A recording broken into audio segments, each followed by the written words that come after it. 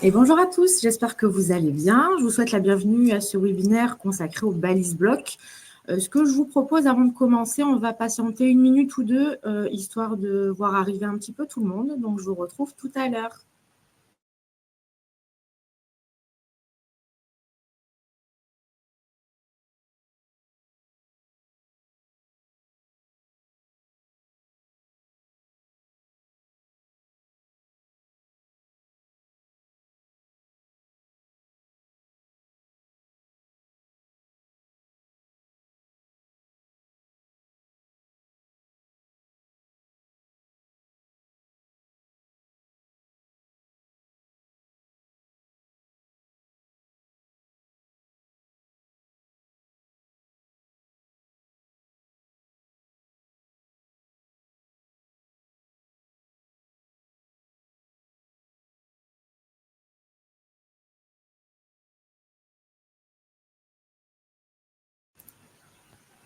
Donc voilà, 1 minute passée. Je profite des quelques secondes pour déjà vous remercier parce que depuis le début d'année, on a mis un rythme assez fréquent sur les webinaires. Vous êtes nombreux à y participer. C'est un format qui vous plaît. Donc vraiment, merci, on le fait pour vous. Et on est content que ça vous plaise. Donc voilà, aujourd'hui, on va parler des balises blocs. Donc c'est une thématique qu'on n'a jamais abordée en webinaire. On va essayer de vous éclairer là-dessus et de vous ouvrir un petit peu le champ des possibles. Alors avant de commencer, on va faire le petit laïus sur le chat. Donc sur votre droite, vous avez un bouton chat qui va vous permettre de déjà dire bonjour et ensuite de poser vos questions. Si possible en rapport avec le webinaire, pour les autres questions, vous avez le service client qui est à votre disposition. Et je vais être accompagnée de ma collègue Cassandra qui va se charger de répondre au fur et à mesure et on va sélectionner un petit peu des questions à la fin du webinaire pour y répondre en live. Donc voilà, n'hésitez pas. Alors, ce que je vous propose aujourd'hui, on va découper cette session en 3 parties. Tout d'abord, les règles d'or, on va parler un petit peu, faire une introduction sur les balises blocs. On va partir du principe que vous ne connaissez pas ou que vous connaissez peu. Donc, on reprend un petit peu depuis le début.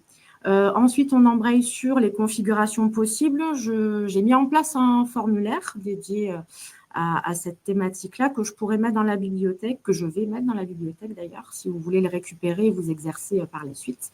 Donc, voir les blocs sur les différents types de champs, etc.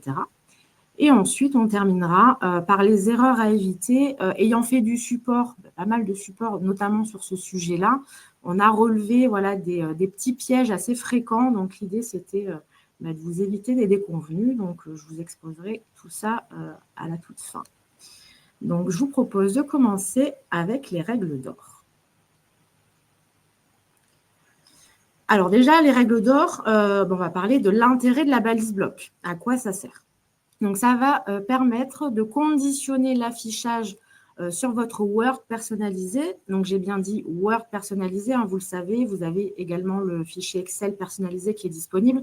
Ça ne fonctionne pas. Donc, celui-ci, on le laisse de côté. On va parler du Word.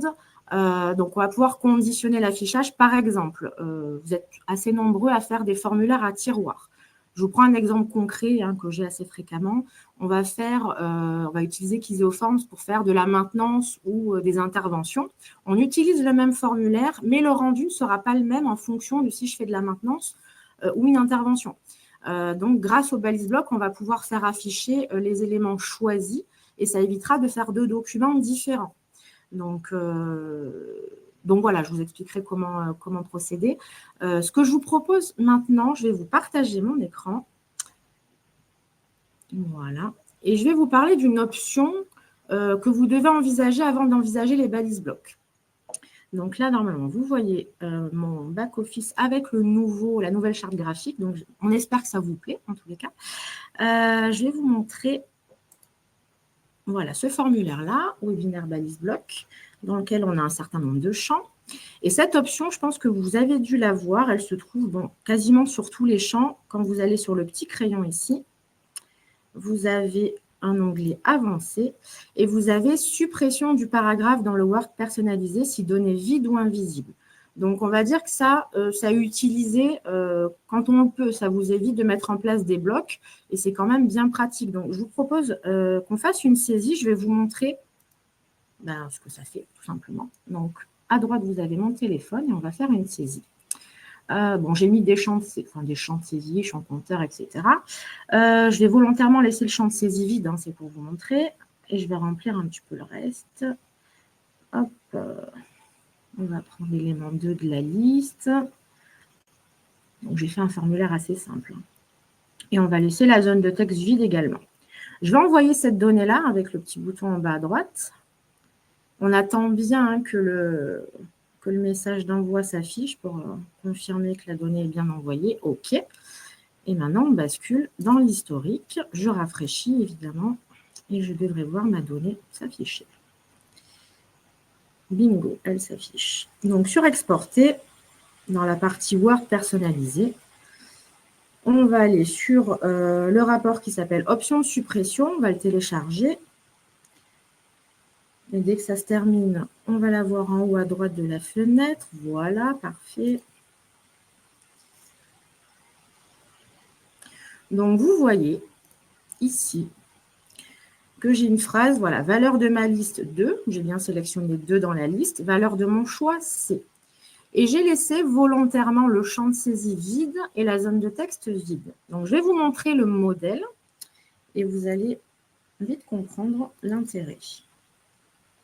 Donc, hop, on va faire le super moite-moite comme on aime à l'appeler. Voilà. Donc, vous voyez que dans mon modèle, j'avais bien mis la balise du champ de saisie et la balise zone de texte. Comme je n'ai rien saisi dedans, donc l'option que je vous ai montrée tout à l'heure, elle va servir à supprimer la ligne. Donc, pas laisser un blanc, mais vraiment à la supprimer. Donc, ce qui permet du coup de gagner de la place. Le but de votre rapport personnalisé, c'est que vous allez l'envoyer à un client ou un prestataire. Il faut qu'il y ait vraiment l'essentiel dessus. Donc, laisser des zones vides, ce n'est pas le but. Donc, cette option-là, elle vous permet ça. Et je vais vous préciser un petit peu la notion de paragraphe. Pour ceux qui ne connaissent pas trop Word, vous avez ici un picto, une espèce de P à l'envers. Voilà, qui vous affiche les caractères non imprimables. Et un paragraphe, en fait, c'est ça. C'est toutes les lignes qui terminent par un P, c'est un paragraphe. Donc, le paragraphe qui se supprime si j'ai rien dans ma zone de texte, c'est celui-ci. Si toutefois, je viens faire, hop, un saut de ligne, mon paragraphe, c'est celui-ci. Donc, ça veut dire que le libellé valeur de ma zone de texte va rester. Ça va juste supprimer cette ligne-là. Ce qui n'est pas le but. Nous, on veut vraiment ne pas avoir ce libellé-là avec rien qui suit. Donc, ce que je peux vous conseiller éventuellement, c'est de taper donc, sur la touche majuscule Entrée. Et là, ça vous fait ce qu'on appelle un retour chariot. Alors, je vais zoomer parce que ce n'est pas très net.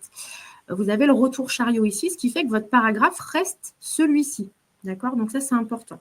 Donc, l'option est valide quand on utilise le retour chariot. Donc, l'option est assez sympa. Ça vous évite d'utiliser des balises blocs pour pas grand-chose, vu qu'on a cette option-là qui est disponible. Donc, je vais revenir sur le rapport que j'ai généré. Voilà. Et on va vous montrer du coup la limite de cette option. Évidemment, vous voyez qu'ici, j'ai un tableau avec aucune information dessus. C'est normal, je n'ai rien rempli. Donc, l'option suppression, elle ne sera pas valide dans le cas du tableau, par exemple. Donc, d'où l'intérêt de vous montrer par la suite comment construire un bloc. Donc, ce que je vous propose, c'est qu'on va... Je vais vous montrer la disposition. Alors, volontairement, je vais ouvrir un Word vierge. C'est juste pour vous montrer le format, l'utilisation de la balise bloc. Alors, je vais enlever les caractères non imprimables. Donc, par exemple, dans mon Word, je veux afficher le champ de saisie a été rempli. Avec, allez, pourquoi pas un petit smiley. Pour ceux qui me connaissent, c'est mon dada. J'en mets, je vais mettre de la couleur, je peux mettre une phrase plus grande, etc., etc. Donc, je veux que cette phrase s'affiche si mon champ de saisie est rempli. Donc là, je vais utiliser la balise bloc.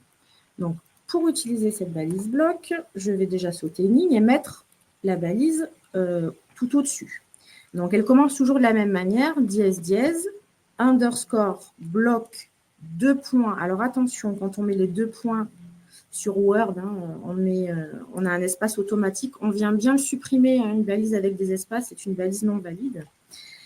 Et ensuite, on va conditionner l'affichage sur le champ qui s'appelle champ de saisie. Donc, la balise, je la connais, hein, puisque j'ai fait le formulaire, s'appelle champ underscore de underscore saisie. Donc là, j'ai mis mon premier bloc. Je vais prendre ce bloc et je vais le dupliquer pour le mettre sur la ligne suivante, ici. Donc, vous voyez, il y a une notion de verticalité. Je commence avec un bloc, j'ai la phrase ou éventuellement une image. Hein, on aurait pu mettre une image ou même plein de paragraphes, peu importe. Et je viens fermer avec ce même bloc. Donc, moi, ce que je vous conseille quand vous faites ce genre de choses, moi, j'aime bien mettre de la couleur. Bon, après, vous allez me dire, ça fait beaucoup de couleurs, mais pour les blocs notamment, c'est pas mal quand on en a beaucoup sur un document. Donc, vous pouvez colorer. Donc, pour récapituler, on est vraiment sur un format hamburger. On va avoir le pain, c'est le bloc. On va avoir le steak, c'est la phrase. Et on va avoir le pain du dessous, c'est le bloc. Donc, on va bien être sur un paragraphe nouveau à chaque fois. Hein. Là, attention au retour chariot. Hein, on a pas mal de fois l'erreur. Le retour chariot ici, ça peut générer des soucis. Il faut vraiment que ce soit un paragraphe différent. Et du coup, ces balises-là ne viennent pas générer des lignes blanches. Hein. C'est complètement transparent quand vous allez faire votre export. Donc voilà, c'était pour vous expliquer un petit peu la structure de tout ça. Ce que je vous propose du coup, vu qu'on est un peu plus aguerri sur le sujet, on va passer sur les configurations. Donc, on va voir maintenant les configurations. Je vous ai préparé, comme je vous le disais tout à l'heure, un formulaire avec tout type de champs. Pas tous, hein, mais la majeure partie, on va dire. Donc, on va faire, je vous propose de faire une saisie. Hop, on va reprendre depuis le début. On fait une saisie, je vais mettre des informations dans certains champs. Donc là, je vais mettre 80. Compteur, je vais mettre 2. Je vais laisser la case décochée. Dans ma liste, je vais faire le choix 1. Dans mon champ choix, je vais faire le choix B. Je vais mettre une zone de texte. Ceci est une zone de texte. Voilà. Je vais prendre une photo de mon clavier. Vous voyez en dessous, j'ai un champ de calcul. J'ai multiplié la valeur du champ de saisie par le champ de compteur. C'est pour vous montrer aussi la configuration des blocs dans les calculs. Donc, je vais envoyer cette donnée-là. Je remplirai le tableau pour une autre saisie, pour un autre cas, du coup. Donc là, on attend toujours la petite pop-up qui signifie que la donnée a été envoyée. Et on rebascule, du coup, sur l'historique. On rafraîchit, évidemment. Et là, hop, on retrouve la donnée. Exporter. Et on va prendre le rapport qui s'appelle rapport perso bloc. On va télécharger. Impeccable. Donc, on télécharge et vous allez de suite comprendre.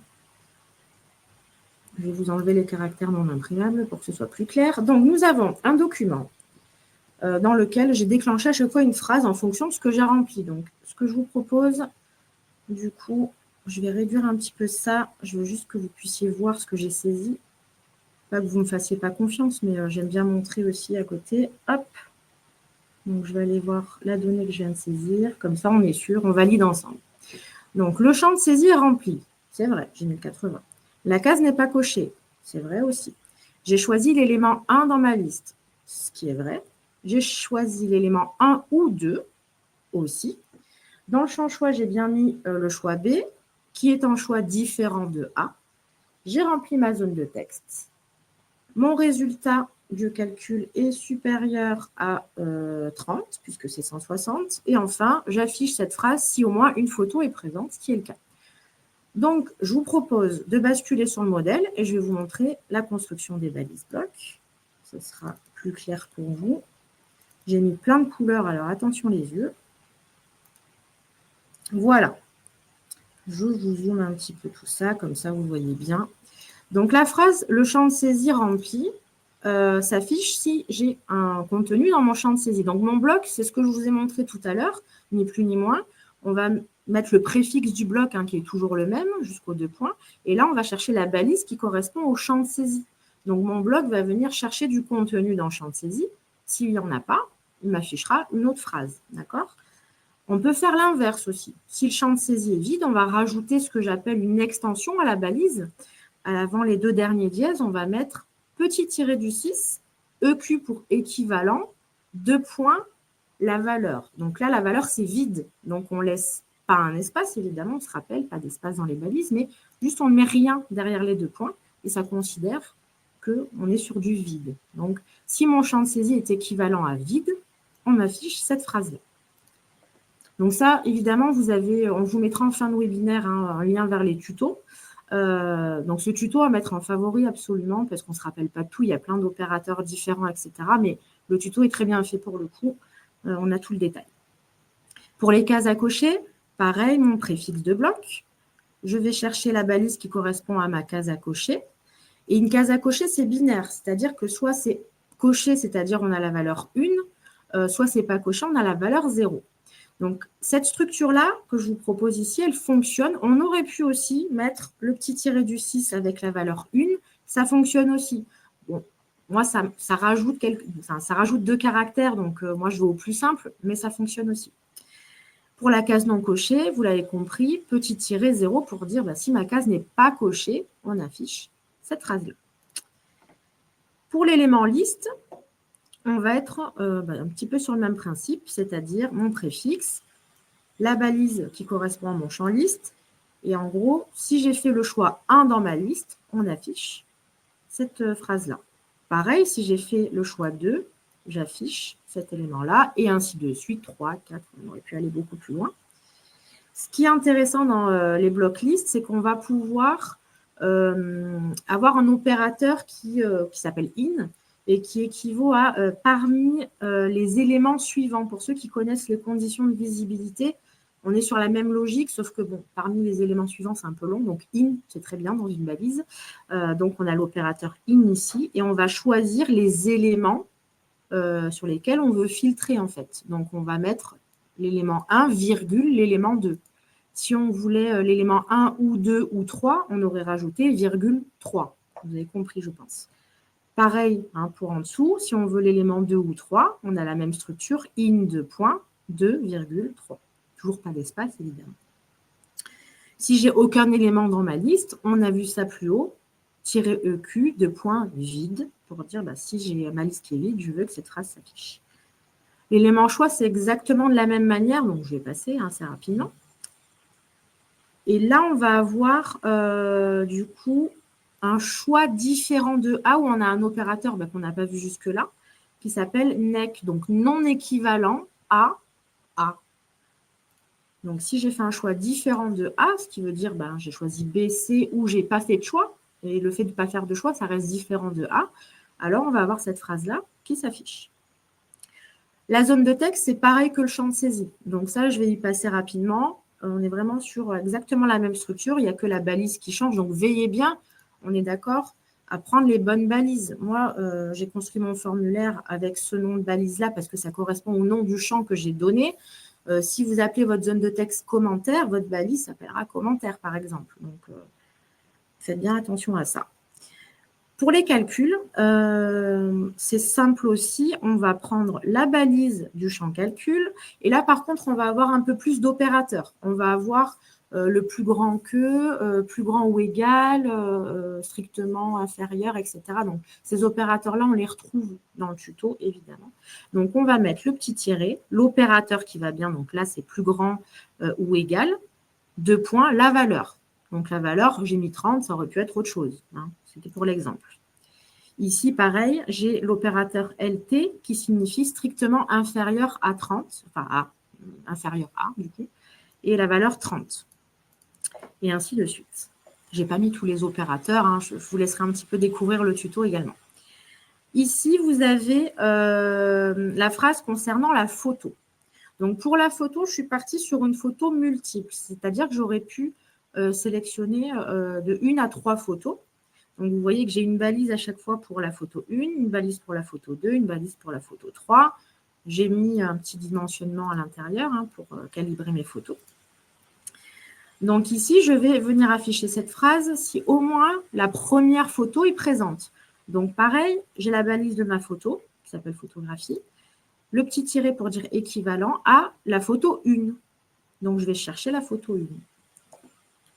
Parce que si je n'ai pas la photo 1, ben on va partir du principe que je n'ai pas non plus ni la photo 2, ni la photo 3. Et enfin, pour terminer là-dessus, on va avoir la balise. Vous avez vu, hein, il y a un tableau que je n'ai pas rempli, d'accord?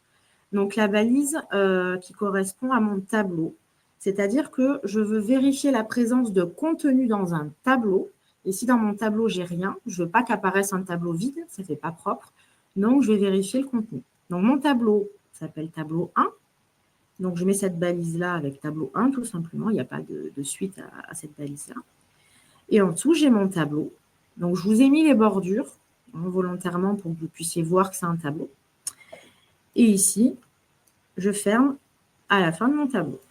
Comme ça, il va venir vérifier la totalité de toute cette partie. Donc, vous voyez un petit peu le champ des possibles. On peut vraiment venir masquer pas mal d'éléments. Donc, ce que je vous propose de faire, on a vu pas mal de champs. J'aimerais vous montrer quelque chose ici qu'on n'a pas forcément vu. Voilà. C'est de mettre des blocs dans les tableaux. C'est un questionnement qui revient souvent quand on a des appels au service client sur comment positionner les balises dans les tableaux. C'est pas très compliqué, hein, une fois qu'on sait comment faire, ça va très bien. Donc, par exemple, ici, j'ai un champ commentaire. Si je ne le remplis pas, je n'ai pas envie d'avoir une cellule avec commentaire dedans et rien qui suit. Donc, je vais pouvoir mettre ma balise qui va venir chercher donc, le champ commentaire, que je vais positionner sur la ligne du dessus, d'accord, automatiquement sur la ligne du dessus. Et je vais la refermer sur la cellule concernée. Donc, ça vient englober toute la cellule. On démarre au-dessus et on termine dans la cellule. Donc, on va faire juste une petite saisie pour que je puisse vous montrer ce que ça donne. Tac. Donc, je reviens en saisie. Voilà. On va se focaliser sur le tableau. Donc, on va mettre, donc on a une date de contrôle à la date du jour. Le point de contrôle, on va mettre propreté du chantier. Voilà. Je vais mettre une photo, pourquoi pas. Ici. Ouais, j'aime bien prendre mon clavier en photo. Commentaire, je ne vais rien mettre justement pour vous montrer ce que ça donne, le fait de bloquer dessus. Et en niveau de criticité, j'ai mis un slider donc avec des petites pastilles de couleur, vous voyez, hein, c'est assez sympa. Je vais mettre une pastille rouge, admettons. Donc, j'enregistre la ligne de mon tableau et j'enregistre ma donnée complète. Hop. Donc, on attend toujours la petite pop-up et on rafraîchit l'historique.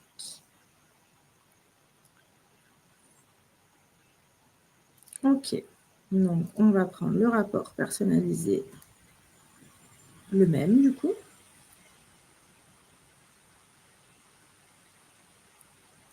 Et on ouvre. Donc, vous voyez, ça correspond à un champ de saisie vide, case non cochée. Enfin, j'ai rien mis de particulier, donc les phrases adéquates apparaissent. Et là, j'ai bien la date du contrôle au 25, j'ai bien mon point de contrôle, propreté du chantier, j'ai bien la photo de mon clavier. Et vous voyez qu'en dessous, je n'ai pas la case commentaire qui apparaît. Et j'ai bien ma petite pastille criticité. Donc, l'idée du bloc, c'était celle-ci. Voilà, j'ai bloqué ici, donc ça fonctionne très bien. J'aurais pu le faire aussi, pourquoi pas, sur photographie. Je vais vous montrer d'ailleurs parce que c'est intéressant. Là, c'est assez simple. Hein. J'ai une cellule en haut, une cellule en bas, mais en haut, vous voyez, j'ai plein de cellules différentes, donc ça peut être bien de vous montrer. Ici, si je veux vérifier la présence d'une photographie bis, je vais sauter une ligne. Donc, je me mets sur la cellule la plus à droite de la ligne du dessus. Donc, je fais bloc, 2 points, j'enlève l'espace. Je vais venir chercher, soit je l'écris à la main. Bon, j'aime bien faire des copier-coller, ça évite les coquilles. Je fais bien attention toujours aux espaces, photographie bis, et je viens, hop, fermer ici, tout simplement. Donc, je mets cette balise-là ici. Bon, vous me connaissez, je vais la mettre en couleur. Je vais la copier et je vais la fermer en dessous de la balise photographie, ici. Je ne vais pas la fermer en dessous de commentaires parce que ça va imbriquer des balises, ça ne va pas être correct, d'accord? Donc, l'idée aussi des couleurs, essayer de mettre des couleurs différentes pour pouvoir peut-être y voir plus clair. Donc voilà, je la ferme ici et comme ça, celle-ci agit sur la cellule d'en dessous. Donc voilà pour les balises tableau. Donc après, il n'y a plus qu'à s'exercer, hein, j'ai envie de dire. Hop, ce que je vais vous montrer maintenant, pour terminer sur ce sujet-là, c'est les balises blocs qu'on peut retrouver également dans les mails, de manière plus succincte. Hein. Sur le Word, on peut vraiment faire quelque chose d'assez puissant. Sur les mails, on sera sur quelque chose de plus light, d'accord? Donc, pour accéder aux mails, on va sur Options du formulaire, sur l'onglet Email. Et vous voyez, j'ai ni plus ni moins fait un copier-coller de ce que j'avais sur le Word. Je n'ai pas mis le tableau parce que, bon, c'est assez costaud, mais voilà. Vous pouvez tout à fait mettre des blocs de la même manière. Hein. On va toujours sauter la ligne, etc. Et faire afficher ce qu'on veut. Donc, ça fonctionne aussi comme ça, sans trop de complexité non plus. Voilà, n'entrez pas dans des choses complexes. L'idée, c'est vraiment de travailler le maximum sur le Word. Donc, voilà pour les configurations possibles. Je vous ai montré tout ce que j'avais à vous montrer. Je vous propose du coup de passer au sujet des erreurs.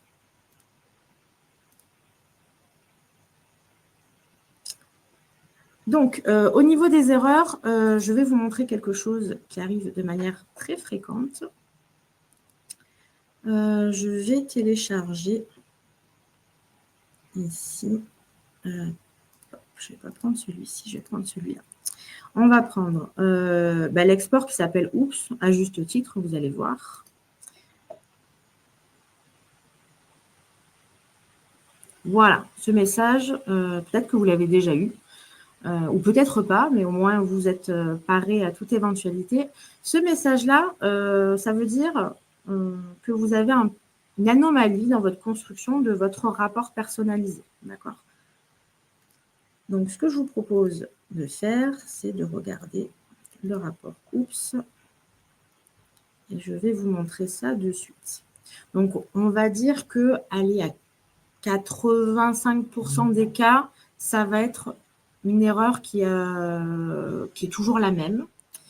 Et je vais vous montrer, parce que ce n'est pas évident à voir, des fois, quand on fait un rapport, on a l'impression de bien faire, mais...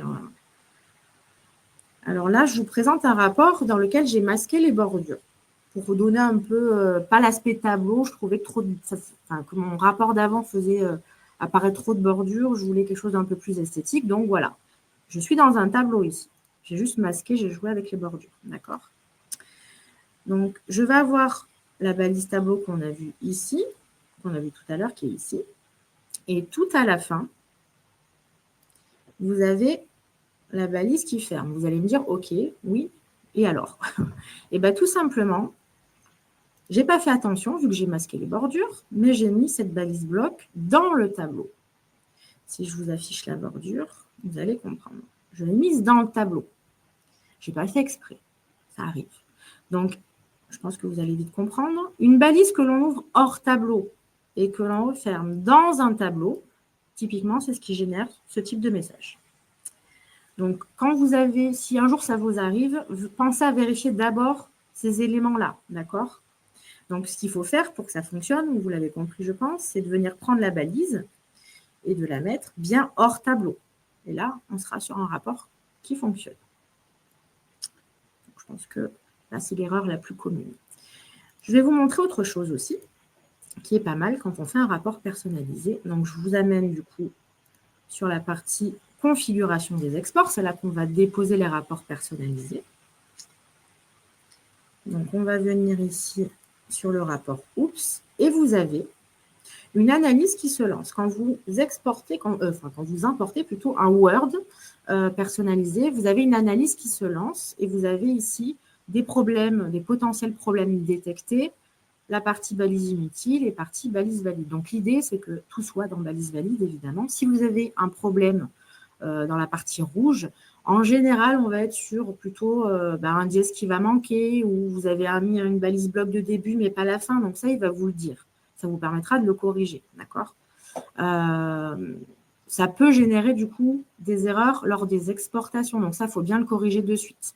Dans balise inutile, vous retrouvez, j'ai volontairement, du coup, mis des balises inutiles, vous retrouvez aussi une erreur qui est assez fréquente. Je vous en ai parlé tout à l'heure, mais on ne fait pas forcément attention quand on met beaucoup de blocs, etc.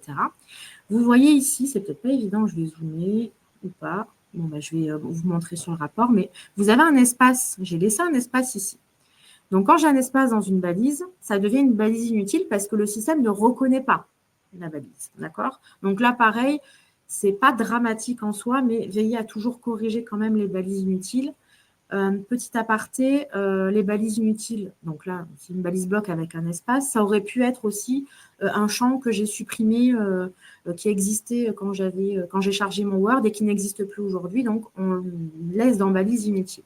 Donc veillez toujours à épurer ce genre d'erreur et que tout soit correct dans balise valide. Et en dernière erreur qu'on va retrouver, je vais vous parler d'un truc qui est possible. On va pouvoir, alors je vais vous montrer le rapport qui s'appelle Cumul balise bloc. On va pouvoir cumuler les blocs. C'est-à-dire que là, j'ai une phrase que je veux faire afficher. Voilà, mon champ de saisie est rempli et ma case est cochée et l'élément 1 a été sélectionné dans ma liste. Donc, ça fait plein de conditions différentes. Donc, je vais pouvoir cumuler les blocs. Donc, j'ai mes blocs qu'on a retrouvés dans le document précédent, sauf qu'ils vont s'entrecroiser, entre guillemets. Donc, ça, c'est possible de le faire. Par contre, il faut le faire de la bonne manière. Du coup, je voulais présenter de la bonne manière avec les couleurs, d'où l'utilité des couleurs aussi. Ça permet de voir de suite la structure. Je vais avoir le bloc champ de saisie qui va s'ouvrir en premier, le case à cocher en deuxième et le liste, d'accord. Donc le premier que je vais ouvrir sera le dernier que je vais fermer. Donc vous voyez la structure, là j'ai le bloc 1, bloc 2, bloc 3, et bien je ferme en 3, 2, 1. Ça peut générer aussi le type de message d'erreur que vous avez vu. Si vous croisez les balises et que ce n'est pas fait correctement, et surtout s'il y en a beaucoup, ça peut être problématique. Et petite info que je vous donne également, ces balises-là, en fait, elles sont... il faut que toutes les conditions soient vérifiées. C'est pour ça que j'ai mis le « et » ici. D'accord? Donc, on va faire un test pour que je puisse vous montrer. Hop, je vais fermer un petit peu tout ça. Voilà. Hop. Voilà. Donc, on va faire une saisie. On a dit le champ de saisie doit être rempli. Donc, je vais le remplir. La case doit être cochée et dans mon champ liste, je dois sélectionner la valeur 1. D'accord? Je valide. Bon, je ne remplis pas le reste. C'était pour vous montrer cette partie-là. Je remplis. Voilà, j'ai la confirmation. Je rafraîchis l'historique.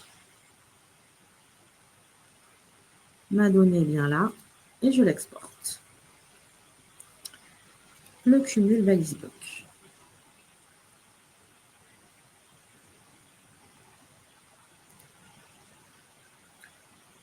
Donc là, mes conditions sont remplies. Donc j'ai bien ma phrase qui s'affiche.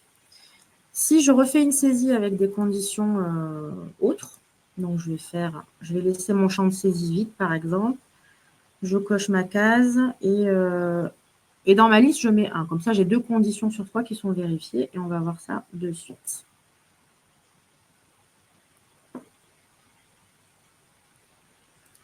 Donc, on rafraîchit toujours. Et on exporte. Et là, vu que j'ai une condition qui n'est pas respectée, rien ne s'affichera. Parce que beaucoup ont tendance à penser que c'est qu'on est sur du « ou », alors que non. Vous voyez, là, il n'y a rien qui s'affiche, parce que ma condition de champ de saisie remplie n'était pas valide. Donc, voilà un petit peu toutes les erreurs. Il y en a peut-être d'autres qui peuvent arriver. En tous les cas, ce que je vous conseille, c'est récupérer le formulaire. Je vais le mettre dans la bibliothèque, récupérez-le, exercez-vous. Si vous avez des questions, évidemment, le service client est à votre dispo. Et ce que je vous propose maintenant, du coup, c'est de passer avec Cassandra aux questions.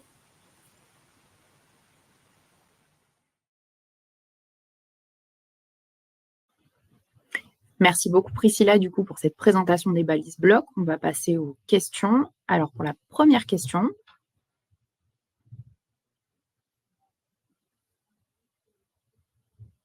alors le système des balises blocs, il est uniquement utilisable dans les mails et les Word personnalisés. Pourquoi? Parce que Excel ne permet pas d'avoir cette flexibilité de par sa configuration en mode tableur.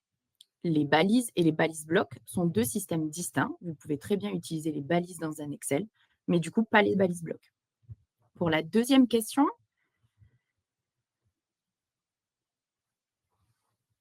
alors, c'est une bonne remarque. La taille de la cellule dans un tableau lorsque la configuration n'est pas fixe. C'est-à-dire que quand vous mettez votre balise bloc dans un tableau, la taille de votre cellule ne fera pas la taille de la cellule avec votre balise bloc. La cellule va s'adapter au texte que vous souhaitez afficher. On va passer à la question 3.